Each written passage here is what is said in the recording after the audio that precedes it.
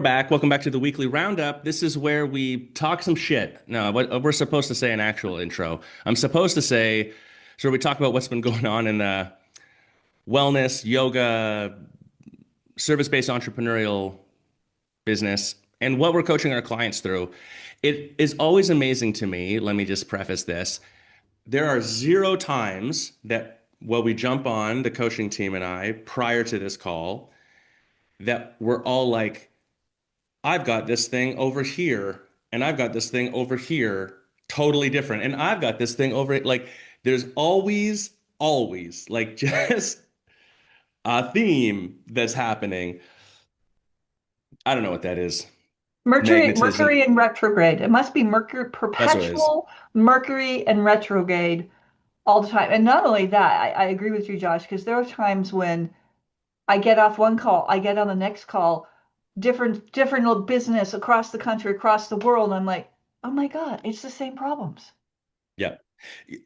For those of you who have ever thought about becoming a coach, let me tell you, one of the experiences that you will have as a coach, and you guys can corroborate this for me, please, is you start to go a little crazy when you coach a bunch because you're like, am I just saying the exact same thing 20 times today to different bit? Like, you actually look at yourself and have to be like, do I suck and I only know how to coach around this one subject matter? Nope, it's just fucking everyone's got the same thing. I don't know. It's a thing that happens. Then you realize you like, no, we coach about all sorts of shit. But anyways, I digress. Okay. So Terry sent an email to the group recently. It was a chat GPT email that got sent out that was basically prompting people to take a look at how you like could prompt to come up with a quick 20-minute workout, or how do you eat more protein in your diet, or how do I do a breathing exercise? And it's sort of like trying to attach wellness to it. Super fascinating that the fascinating part to me is that they're actively leaning into this, and I have some theories for why that's happening. This is not new. It's been happening for a while. It was one of the first use cases that was tested actually by Stanford for using GPT-3 when it came out. But it's expanded since then, and I'm finding myself in conversations with business owners now, and also the gym that I go to here, hearing the trainers talk about things and they're using it and how they put it in place. Like, it's a really interesting thing, and it's different than I could go to YouTube and watch a video on whatever. That's still true. This is different. Like, the interaction level and the speed and the specificity, the hyper personalization part of it increases the value of this. And so I wouldn't say like be scared by any means, because there's still a differentiator here. But I would say, man, you got to be aware that this is real, like real. And I'll just finish the thought with this. For those of you listening who are more on the like therapy side of things, physical therapist, sure, but then like actual therapist of some sort, especially talk therapy. Uh, Lawyers are saying this to me, therapists are saying this to me, uh, accountants are saying this to me. They really honestly, I'm getting this like the conference we're at there, these groups are saying, we yeah, but like it's never gonna totally replace insert blank. And dude, like you're just maybe it's opinionated. You're fucking wrong. Like it's just not. Those industries are just so ripe for disruption, and we're experiencing it in real time. So the therapist piece is an example where crazy underground data point, and here in Sayulita, it's a conversation. Most of the people that I know who are under the age of 30, when I say most, I really mean all of them, are using ChatGPT or similar as their therapist on a daily basis. It is just the standard practice now. That doesn't mean that the therapy industry is going to collapse, but if you think that this doesn't have impact on you, like you got another thing coming. It's wild. So let me stop us there because I could go for 20 more hours on this. Interesting email you sent, Terry. Well, thank you, Josh. I did think it was interesting. And um, take, kind of spin off of what you just said. It's been popping up on my, I'm scrolling, that I forget the name of the company because I looked at it and I went, oh my God.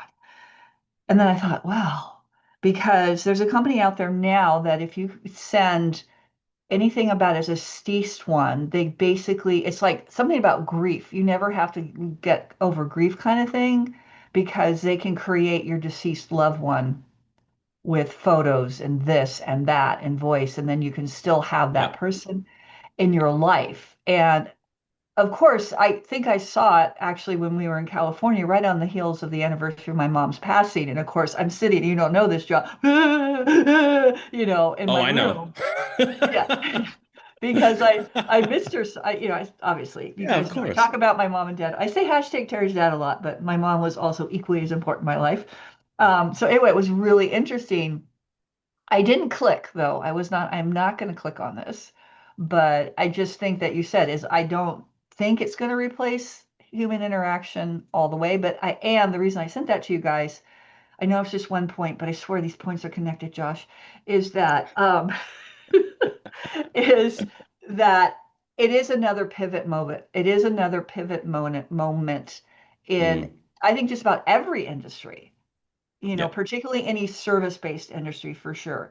Products, not so much. If you're a retail store, you're probably pretty safe, at least from this portion of it. But in any service-based industry, figuring out, hey, understanding how your clients and your consumers of your product, your service use AI, and then how can you add AI and any type of AI things to your toolkit to have a greater value of, hey, not Mm, only can you come into our brick and mortar business, here's like you said, here's a 5-minute breath work meditation to help. This is one specifically designed to calm your nervous system before your bed.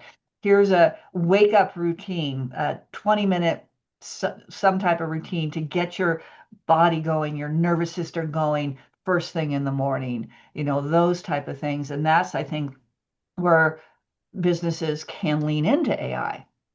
And just like um, when when the internet, well, not maybe even after the internet, when people are starting to get VOD and the online stuff, and we always say the number one place that people in yoga practice is on at YouTube for free at home, and yet we still have clients that are thriving and growing, yeah. and so they learned how to pivot and use that technology to their advantage. And I do feel that this is another pivot moment. And I know, Josh, you've said this many, many times. It's just everything is accelerating so quickly in the 21st century. It's not that you have 5, 10, 15 years to adopt something. It's like you maybe have 6 months to adopt something. Yeah. The rate of change, the rate of adoption, the speed at which this stuff is moving is it's almost hard to like fathom it. And I find myself saying it and then still being surprised, like just the speed of change. Two things I would comment on to that, Terry. One is the products side of things. This is major disruption for them, but also in a positive way. ChatGPT is going to start running ads inside the platform, which is very controversial because they need to start monetizing. And already it does this. If you start asking it to like, what's the best insert name thing for thing, it will actually give you like Google does the like picture of the thing and the price and where to click to go through. Like that's going to start happening more. And so that is a product thing. That's interesting.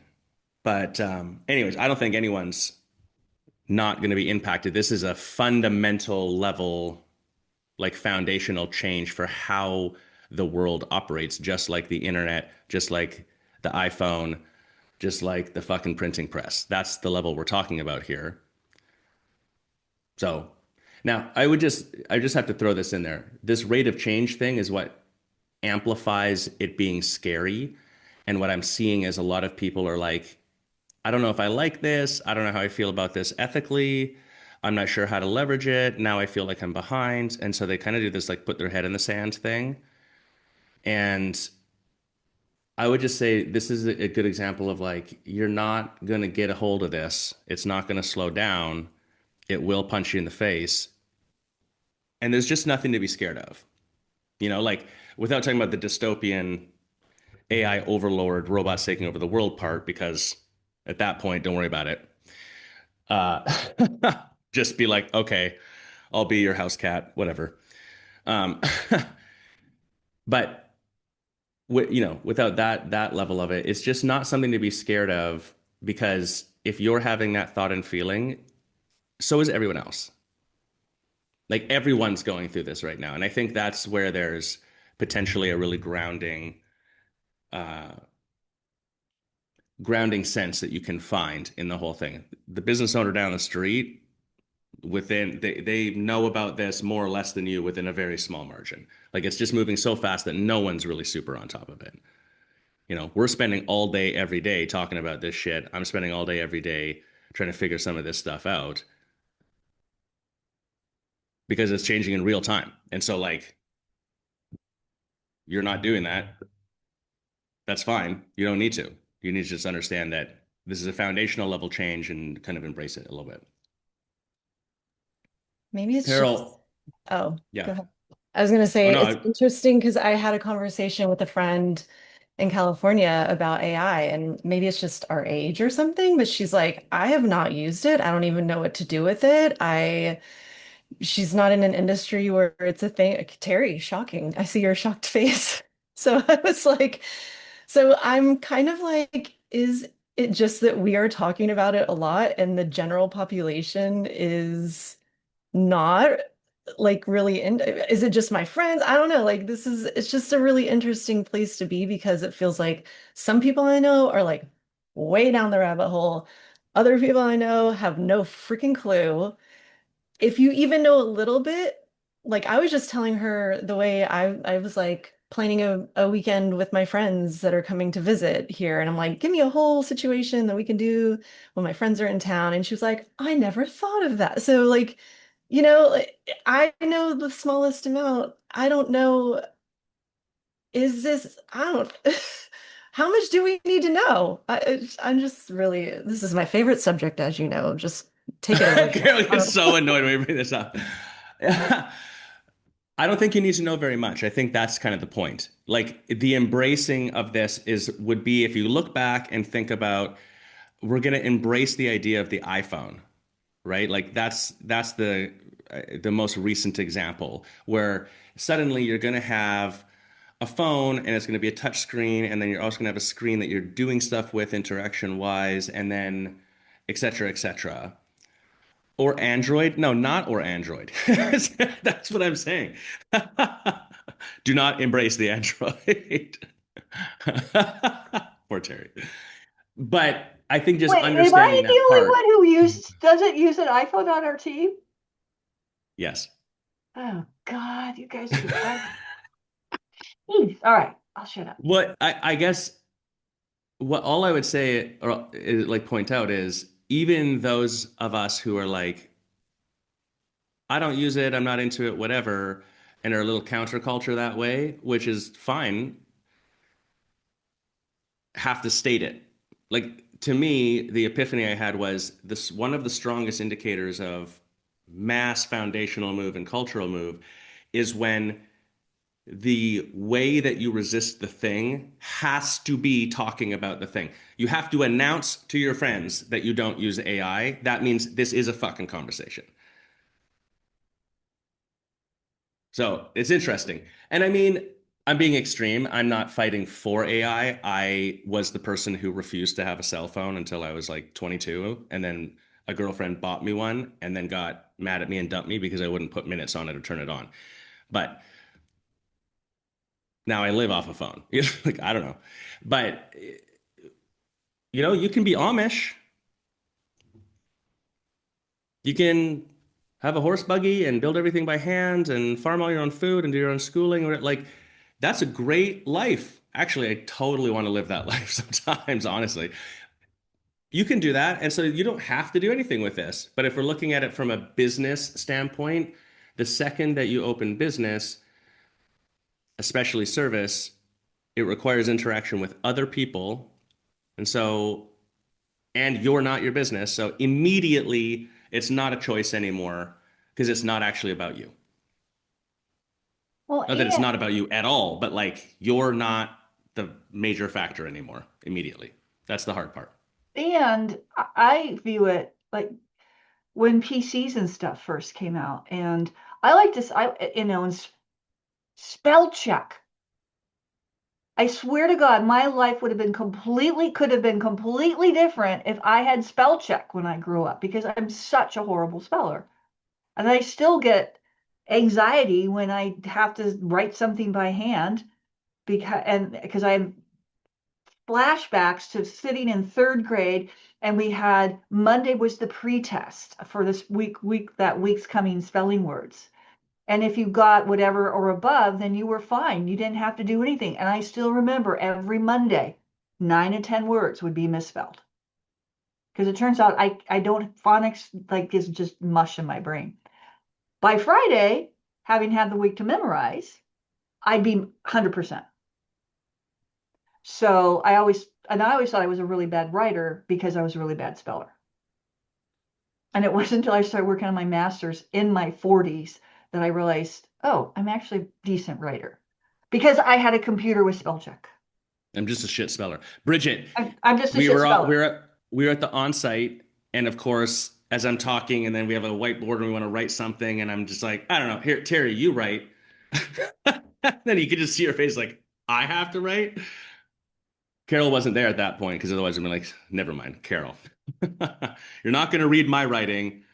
You're not going to read Terry's writing because between my chicken scratch and bad spelling and Terry's bad spelling, we're screwed. So we just started drawing stickman instead to get the point across. What you got to do. My Sorry, point was, this studios. is one of those moments. It's like this is a piece of technology in your business. I even didn't get to my own point.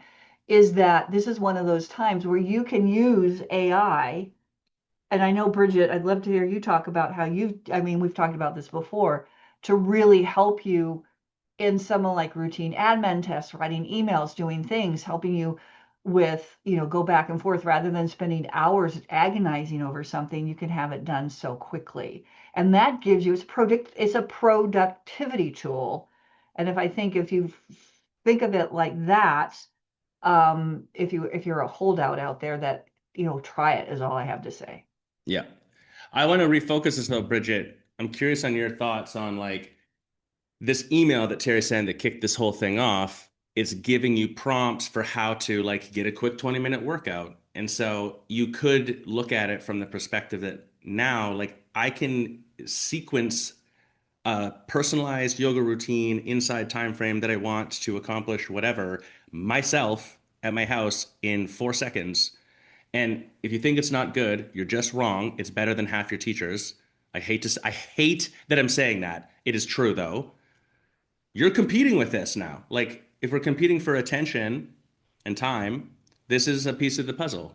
So I don't say that to be worried, but like, yeah, what do you as a business owner where your core product is now a portion of it is accessible in this new way? What does that look like? How do we adjust for that and account for it? Yeah, I think I was just thinking about how the last two roundups, it was just me and one other person. So I think I'm just like, I have nothing left to say. I've said 50 to 75% of everything everyone's heard on the last two roundups. So I'm just sitting back. But I can jump in here for sure. Um, I have a couple thoughts pretty much related. I also train yoga teachers, and as long as whatever ChatGPT spits out aligns with like the safety and like flow principles that I think are important, I don't give a fuck if they use ChatGPT for their sequences. Like that's, great. Because and this is sort of what I have been thinking about this whole time you guys have been talking is that in-person, interpersonal, um, what's the word like uh eh, tactile um I guess sensual maybe, but I don't mean that in like a sexual way. I mean like Sensory. sensual, like sensory. Yes, sensory, tactile, interpersonal experience is the thing that AI cannot at this point replace. And so double down on those things in your business. Like, what is the experience that people can have in your business? Yeah, they can make their own yoga sequence or whatever, and they can just actually just get ChatGPT to read it out, or Gemini or whatever to read it out to them in their living room or whatever. And that's fine. Be good at what you are good at, which is that like it's one thing to sequence a class, to make a class special, to make an experience special for someone is is our job. And so things like retreats, things like really special teacher trainings where you're like getting that experience, what even on Zoom, but Zoom in person, whatever, like and just the tactile and sensory experience in your class, like that is something that they can't get from AI right now. So that's sort of what I'm thinking about. And I just popped in the chat to the team. I put, and one thing it means is that teachers are going to have to level up in delivering an awesome class experience. And because this has also been a theme this week with teachers, for want of a better term, just phoning it in, Yeah. right? Just, and I think so many, God, how do we always end back with humans and teachers? It seems to be a general topic. Sounds like Is human condition. human condition, yes, Weird. because it's weird that way. Is the and again, I think this goes all the way back. Actually really can go all the way back, Bridget, to your point, because you're the only one amongst us who've ever done their own YTTs, is starting at the very beginning with creating really awesome teachers, right? And having an awesome TTK and what the expectations are. And I've talked about this before, is how I feel a lot of YTTs miss an opportunity. And I don't know, Bridget, if you've included this in your YTT, is like talking about the business of yoga and why it's important to do this thing like a class experience. It's not about just showing up, teaching a class, and leaving kind of thing. And they all talk about connection, but it's mind-boggling that they don't want to connect before and after class kind of thing. We see that so often. So, I mean, it goes back to that. And then it's like, how are you hiring your teachers? Are you creating that experience that they need to be hired towards? And then are you consciously or proactively is the better word, monitoring their classes and providing feedback and helping them get better? And then if someone's not, are you just so afraid to let them go that you let a less than par teacher just to fill a time slot? I think that's going to be a big shift in class-based businesses, particularly, I think, in a lot of in the yoga world, Josh.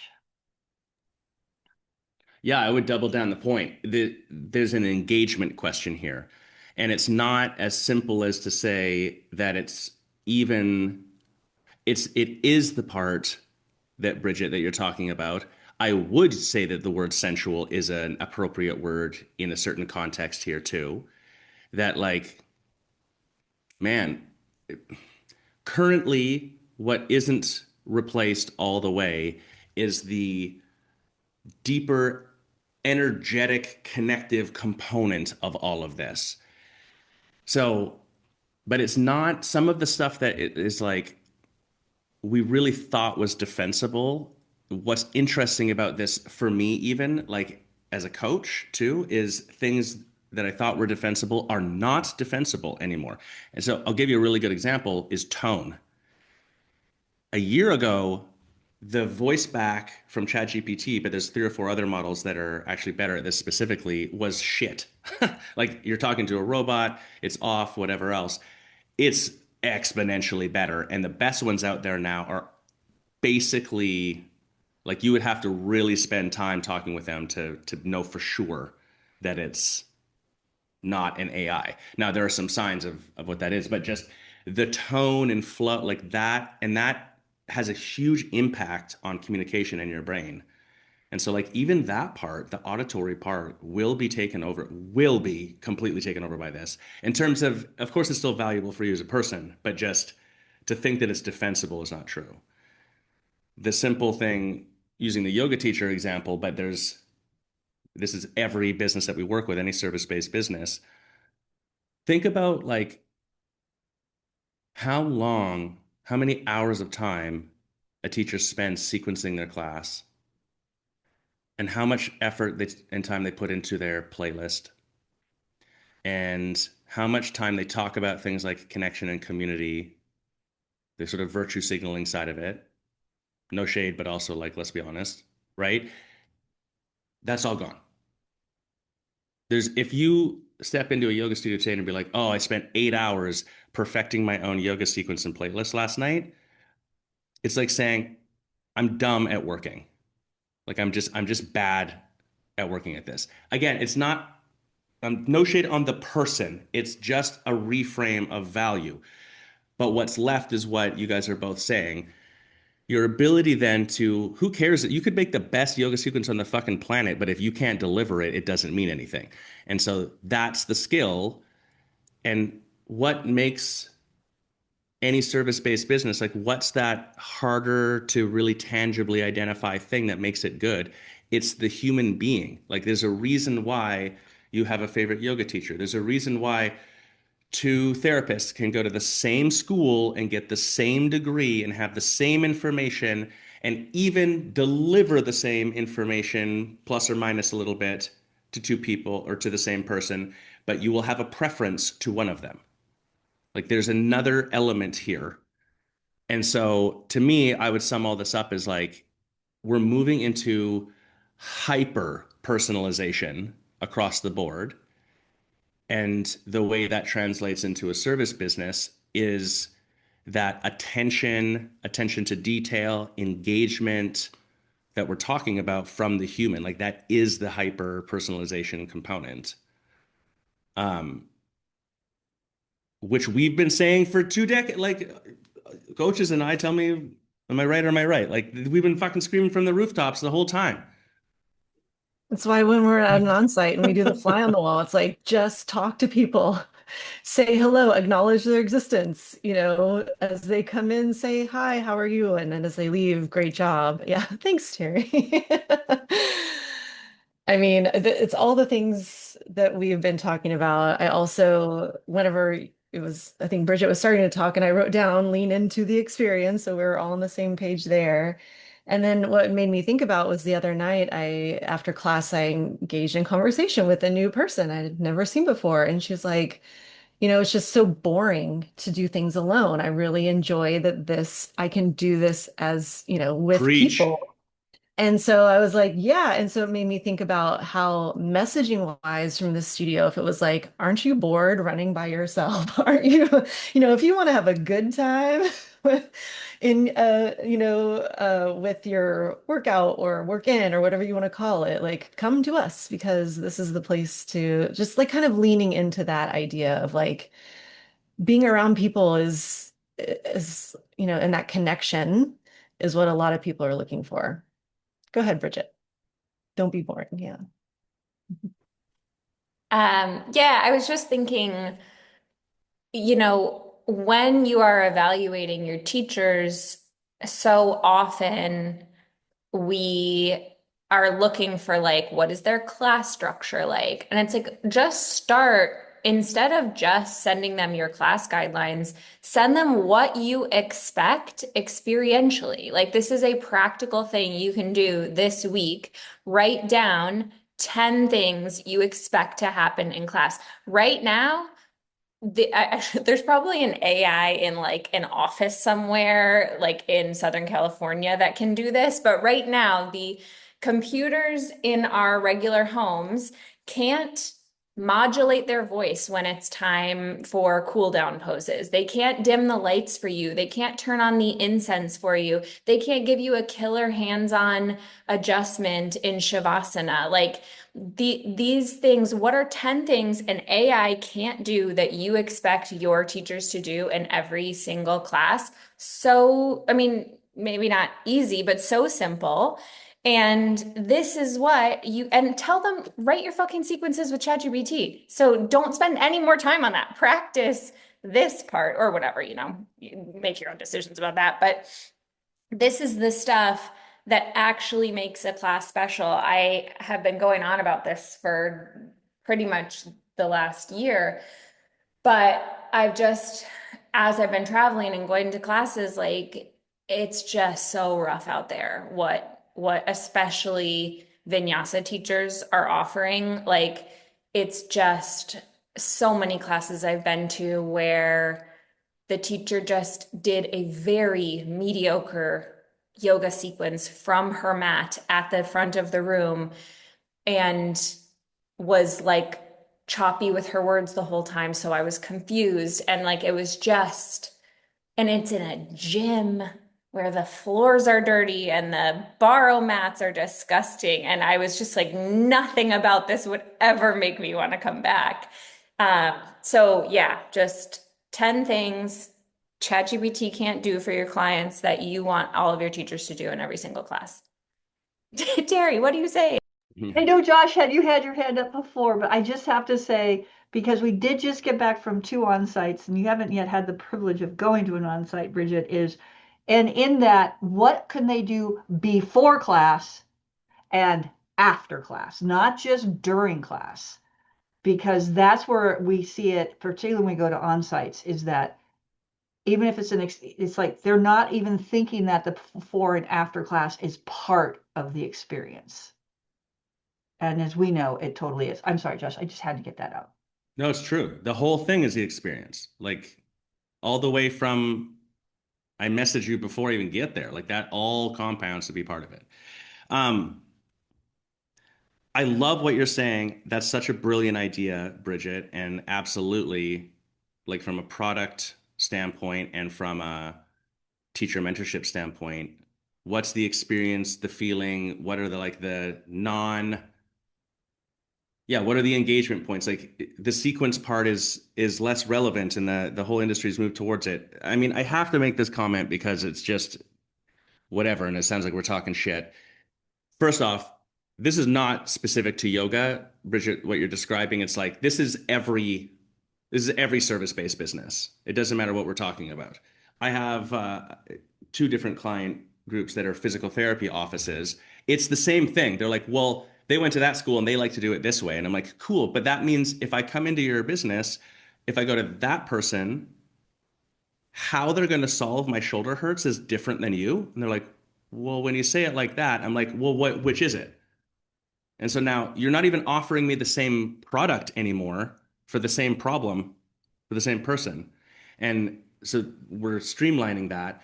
That's where there's all this conversation and opinion on, well, my way of doing this sequence like this and blah, blah, blah is better than that. And that's where all the focus is.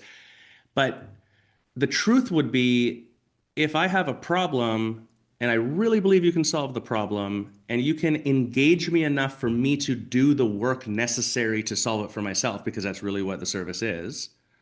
I don't care if you tell me to jump on one leg and plug my nose and hum if it makes my back feel better. You know what I'm saying? Like the method is less relevant than the result and the transformation. Not that it's not relevant at all, but just that's the reframe that's starting to happen. One thing that came up for me, Bridget, as you're describing this is, and I would just point this out in the yoga world as the easiest example of this. Isn't it fascinating that there's been such a weight of conversation around the value of the sequence? That like that's the whole gravity of things. It's sequence plus music right now. Those are the 2 conversations. And not what is happening in the body, why this posture, the integration between it. even if it is the sequence, how am I delivering it to exude the energetic moment of the class in the arc that I'm creating? I can give you a sequence, but what if you can't do the posture? What can you do? Like, there's just so much more that's obviously there. Generically, it is not the conversation at all. And I find that really fascinating. So this forces that conversation, I think. And that is such a great thing because it needs to be. The sequence part, yes, it absolutely matters. But from a product development and product quality control viewpoint, why the fuck is any yoga teacher who works for another business inventing their own class in the first place? I'm saying it like that to be extreme. It's no shade on the people, but on an industry level, that's baffling. If you open up a cup company, I'm a company that makes cups, pottery cups. I hire you three to make cups, and I just say, make fucking whatever cup you want. Terry makes a bowl, and I'm like, that's cool. Let's sell it. It doesn't make sense. That's your sequence. You, as the owner, you should sequence your shit to a certain extent. There's can be flexibility. I'm not saying make it regimented or whatever. It's just like, because the real value is the other stuff that we're talking about.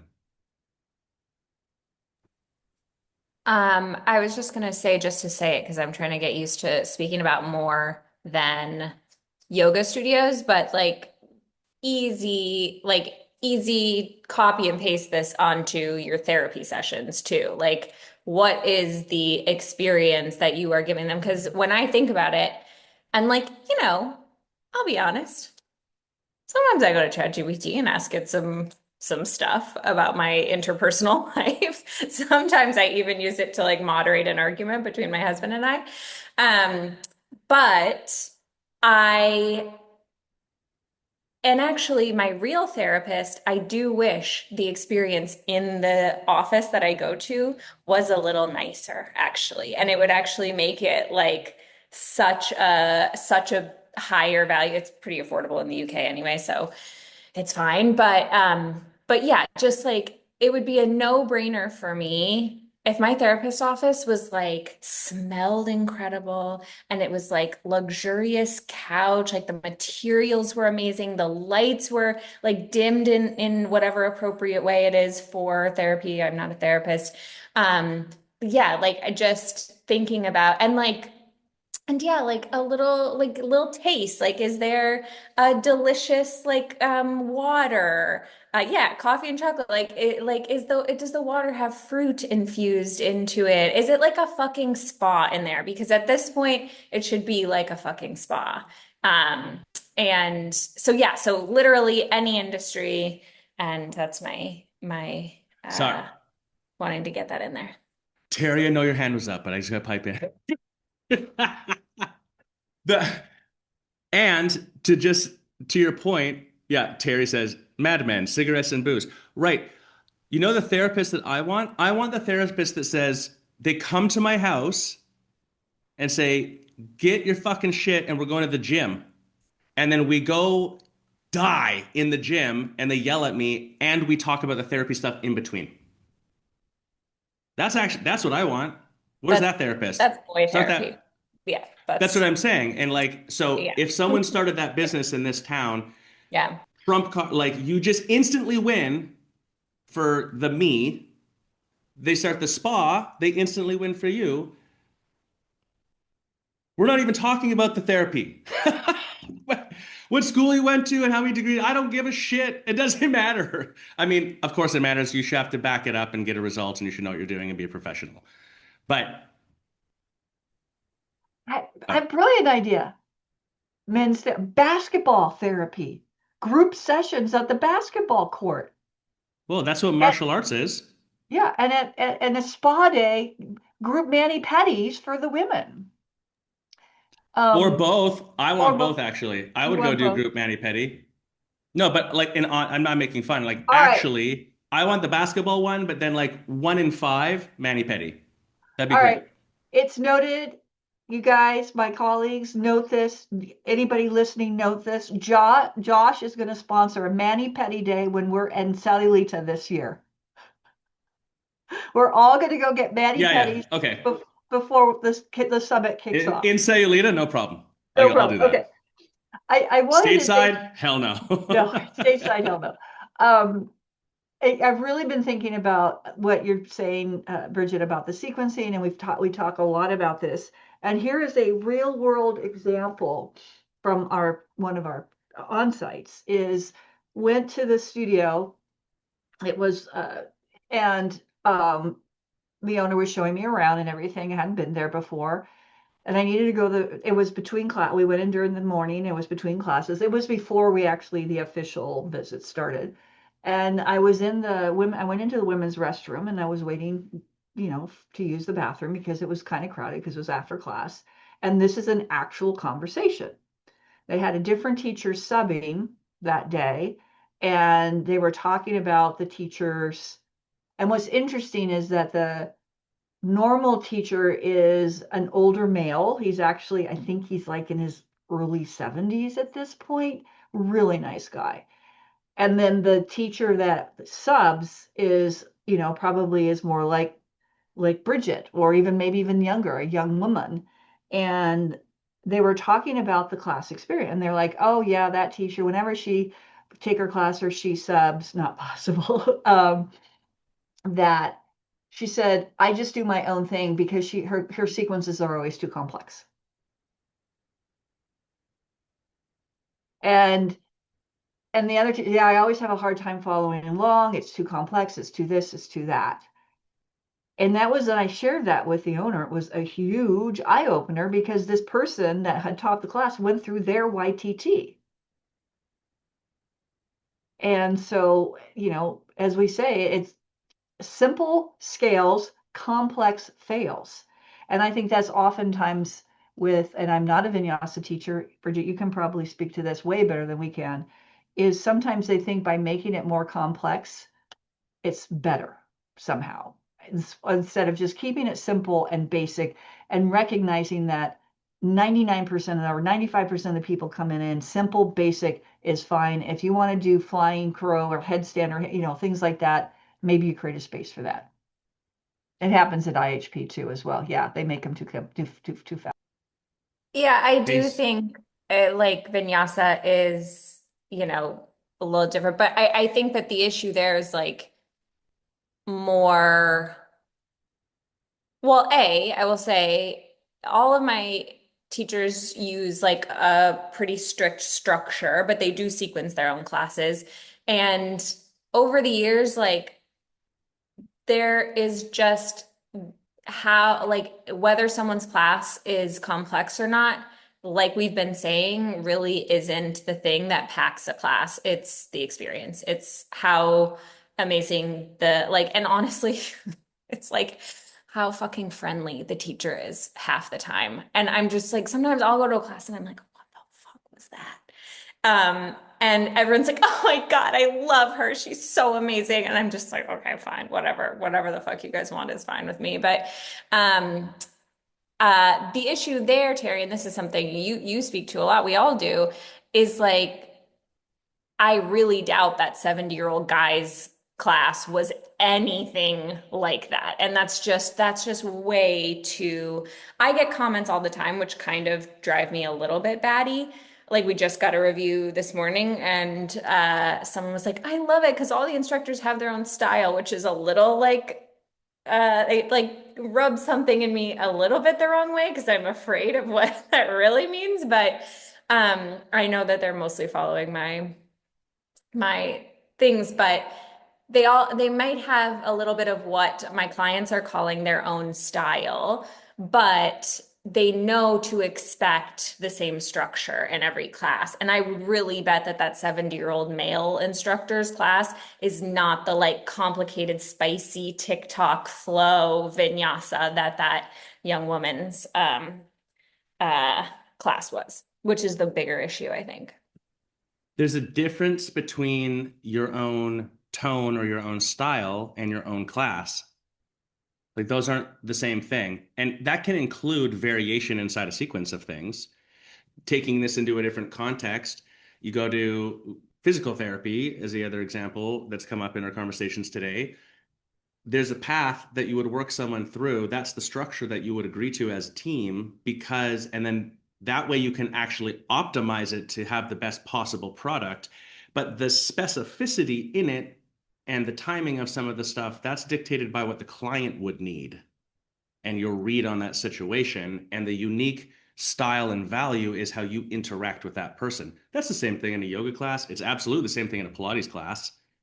You know, you can do the exact identical Pilates reformer class between two instructors and have a wildly different experience because of how they're engaging with you and describing the thing and whatever else. So, yeah, I don't know.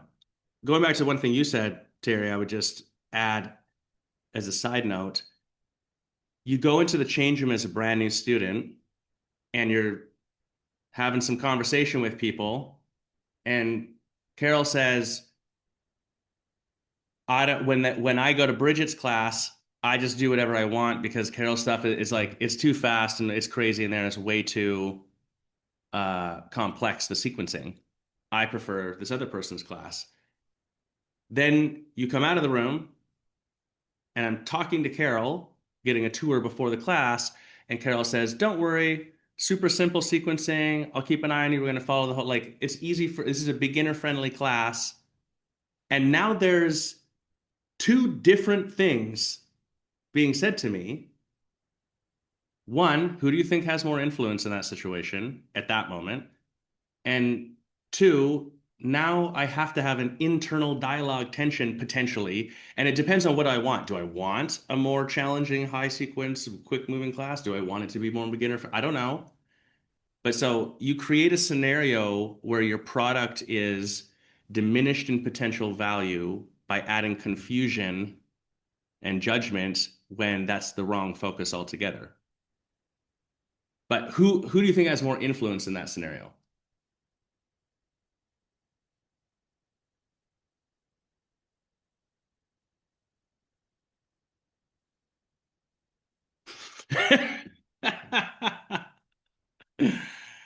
The student. I'm gonna say it out loud. Everyone's like, I'm not saying it. Well, practically speaking, AI is here. It's not going anywhere. It's speeding up. It has influence on your community. It is something that is not a direct competitor to you, as we've been describing. The value point is your unique experience. But like, how might you integrate this on a more really pragmatic way into your business? Like, if your students are already leveraging this in some way, why not just lean right into it? You could, of course, lean away from it and be like, we don't use it at all, screw it, and be counterculture. That's cool too, fine.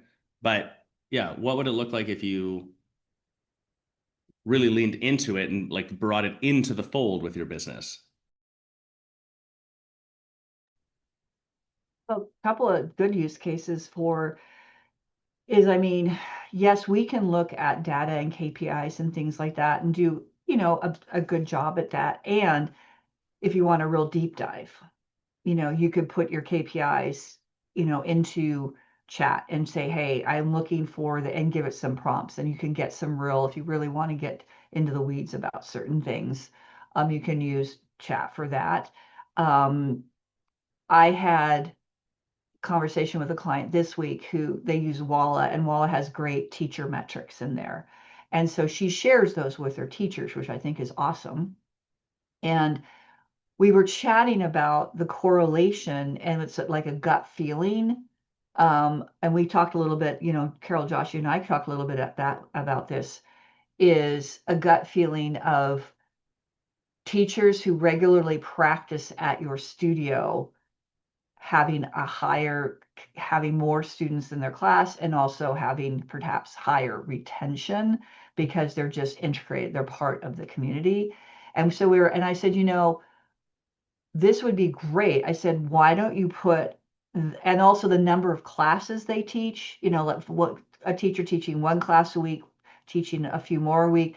So she's, oh my God, so she's going to put all that data into chat and see if there's a correlation there between the number of classes a week a teacher teaches versus some of their stats and see if that has any. So there's a way you can use AI right away. Also, just helping you write, as you said, Bridget, use it if you're trying to, what's the word you said about an argument, facilitate a disagreement between you and your husband?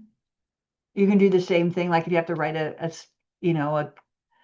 an email or a text or something like that to either a staff member or a client or something like, I mean, that's how I think chat can really, really, really be helpful. I think back to sometimes the hour or so I would agonize over a response to something.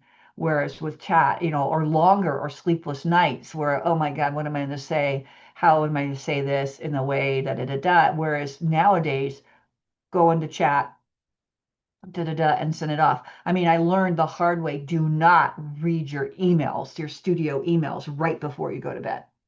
Bad, bad, bad idea. Right.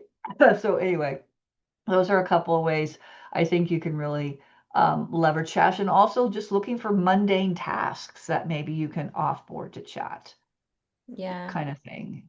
Yeah, I think of I use AI. I've been thinking about trying out Claude, but I do use ChatGPT more, so that's usually probably what I'm going to say when I talk about it. But I use it sort of in two different buckets. One as like brainstorm buddy partner in my business, and one as like assistant.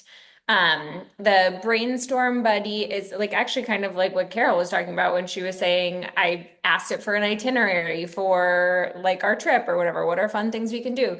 Like it's really good at brainstorming with you. Like that's really helpful. And it's exactly like if you had a huge team that was available to you at all times when you could sit around and be like, hey, here's an idea, let's throw this around. But we don't have huge teams because most of us are just like, solopreneurs and whatever. So really good at brainstorming. So anytime you're just sitting there being like, oh, I really want to do like a challenge in February or whatever, sit there and throw some ideas around. I do not like it. Very rarely does ChatGPT throw me anything that I don't edit and put my own lens on. Like that's just not how it works. And I think sometimes people who don't use it have this idea that that's how it works. So it's just like, oh my God, no one does anything. Everything's just like AI now. And that's not at all how I use it. So that's one thing is like sort of brainstorm buddy. And then, and also like along the same line, sort of picking out holes in stuff. So like I have a YTT schedule that I'm working on, and it's just like, can you look this over? What am I missing? Like what blind spots am I having about this? Blah, blah, blah. And then the other bucket is like, I need to, write 5 emails that basically say the same thing, which is I have an info sesh for my YTT coming up. Make it a little bit different every time. Here's a couple angles I'm thinking of, but I just do not want to spend 10 hours writing these emails. So can you just do this? And that's exactly how I would use like a marketing manager. And great, amazing. And those are the couple ways I use it. Yeah, all of those are great. One thing that has come up on some coaching calls with my clients is in hiring, getting really good interview questions and also the metrics for their success in the role and other like expectations that we should be looking for. Like when you're looking to hire somebody, like for me, like a social media manager, I wouldn't even really at the stage I was in, I wouldn't have known like what do I even ask for them to do, you know? And so we've gotten excellent interview questions through chat and found, ways to, you know, get the right questions through the interview to get a really good candidate and find the right people. And the other thing is I've had, and I know you guys have done this too, but I've had my clients track their time. Where's it going? And what are they spending? Like, you can dump that into chat and see like, where am I spending my time?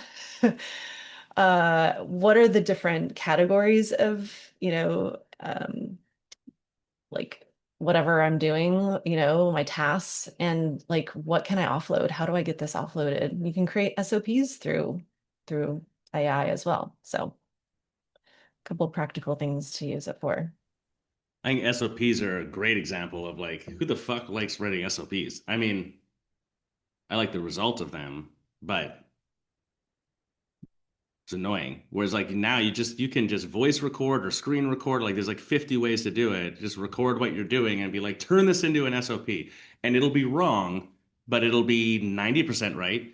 And then you tweak a couple things, or you don't even do it. Then you give it to your manager and be like, use this exactly as it's written and tell me where it sucks.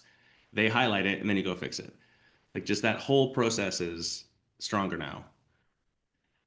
On the client facing side is where it's harder to see, like to demystify this a little bit, I think.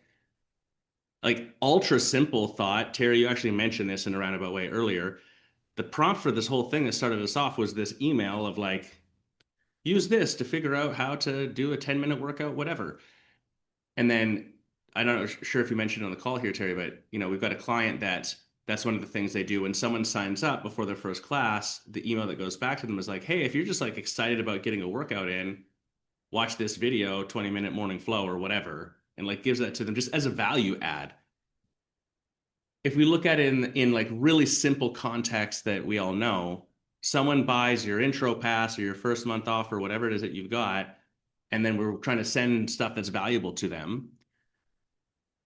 The studios who are doing it the best that we coach towards around this are like making a whole email sequence and text sequence that includes videos that move in a specific sequential order to teach about what you're doing and give tips and tricks to help you and whatever. Like, and that's all awesome and could still obviously be the thing, but that took a shit ton of effort before. Like you might spend a couple months honing that in. You could do a lightweight version of that by being like, hey, what you need to understand is this. Here's how you could do that. Here's a prompt you can use in ChatGPT. And like that becomes a piece that you give them. Here's 10 prompts for if you need stretches for your neck or whatever.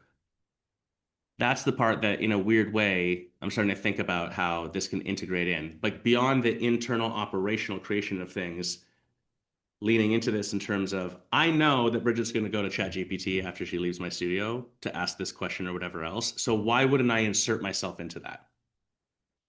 I think that's one of the pieces that is I don't hear it being spoken about in the wellness world right yet. Similar parallel note, if you are physical therapist, actually this came up with in the case of private instruction in a Pilates studio we're talking with as well. And you're giving specific direction around something. Do you really think that after that's done, your hyper logical, busy brain client, me, doesn't immediately go home and start? They'd Google searched it before, but they would have had to filter through shit and it would have been confusing and they'd give up. You think they're not having a conversation about what you just said?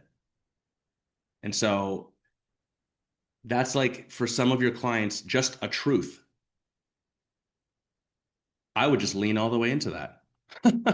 Imagine if after you have a session, you're like, cool, if you want to go deeper, here's three question starters that you could go in and have a conversation, like give them the path. Of course, that could be information you just send them to, but how do they want to receive it? This is one of the ways. Insert yourself right into it. What do we think yoga students and Pilates students are going home and asking? Obviously, if you're using a reformer, you've got to have a reformer, but like mat Pilates and yoga students, what are they asking ChatGPT in between sessions? Most of them are asking nothing, but Mhm. when they are asking, they're asking about specific postural alignment. That Mm, is part of it. yeah.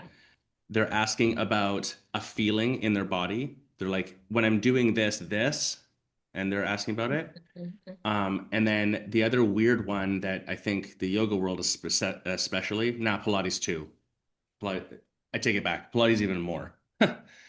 Way underestimates is there's this weird thing that happens in wellness where because we're talking about being healthy, I'm trained to teach you physical yoga postures and maybe breathing, but barely. And I somehow translate that to that I should insert philosophy into your brain.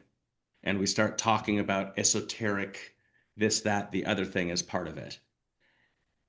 That's what they're going and searching.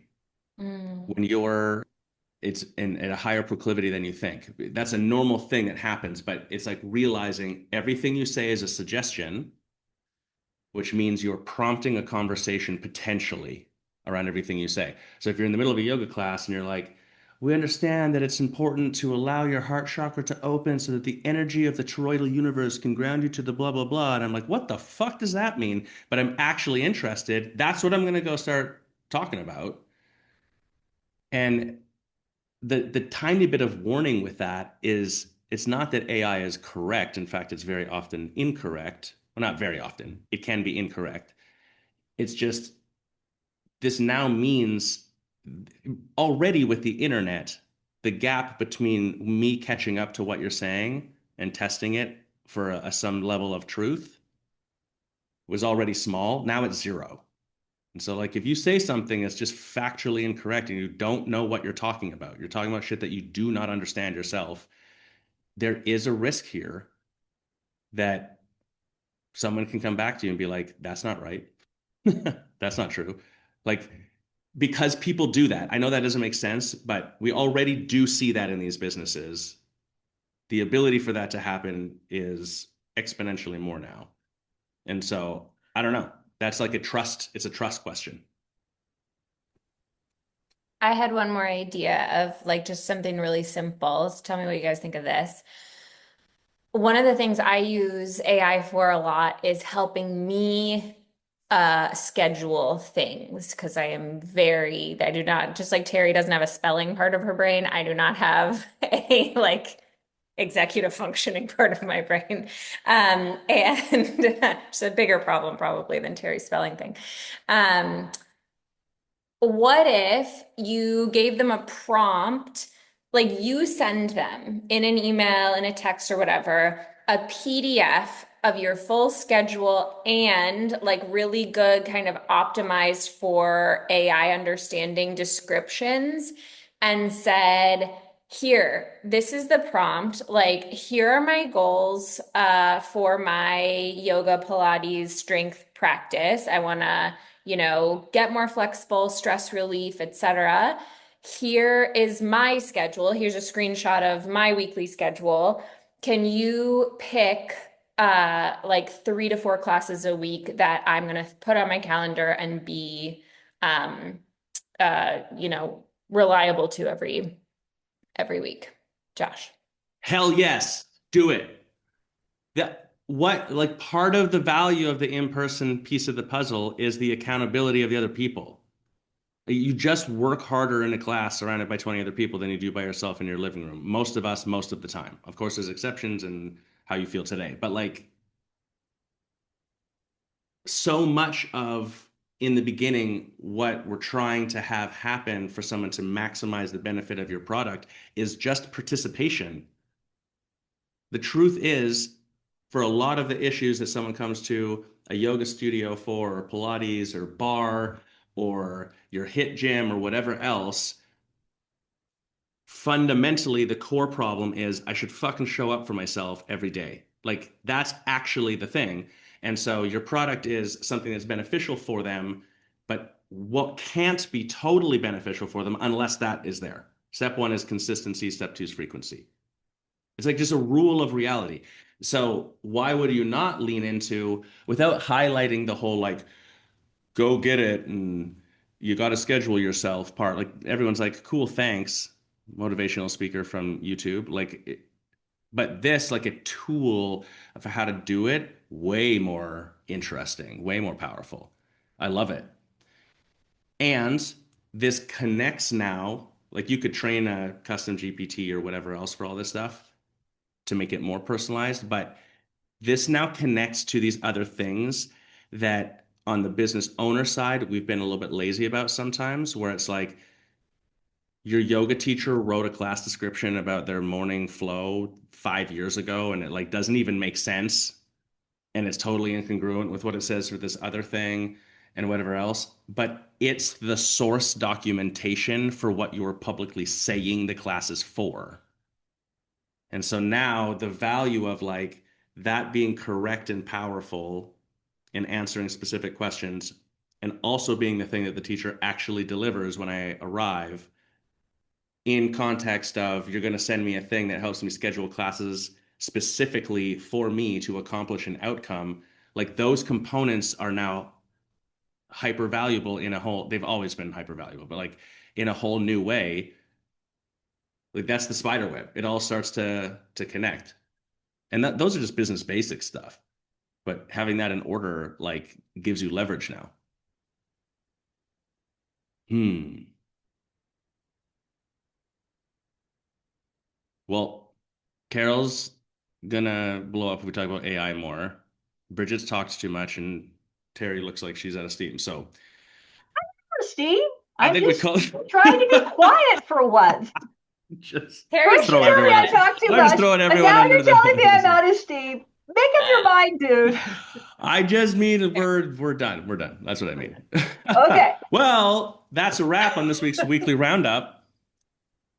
Tune in every Friday to make sure obviously that you're subscribed so that you can, I don't know, we're on like Spotify, iTunes, YouTube.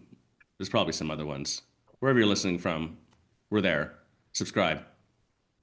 Listen again next week. Post your questions. If you're part of the Artha group, post your questions for what you want to hear about next week. We're always taking suggestions. See you then. Bye. Peace.